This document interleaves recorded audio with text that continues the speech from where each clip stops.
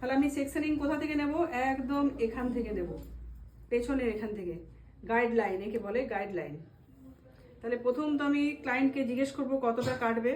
ক্লায়েন্টকে জিজ্ঞেস করার পরে ক্লায়েন্ট যদি বললো যে এতটা করে দাও, আমি নিচের থেকে টেনে নিয়ে এতটা করব, কম করে 1.5-2 আঙুল ছেড়েই দেবো।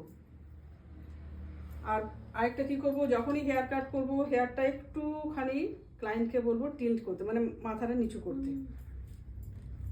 এবার এই হেয়ারটা যখন আমি এখানে কাটছি, এটা হলো আমার 0 ডিগ্রি।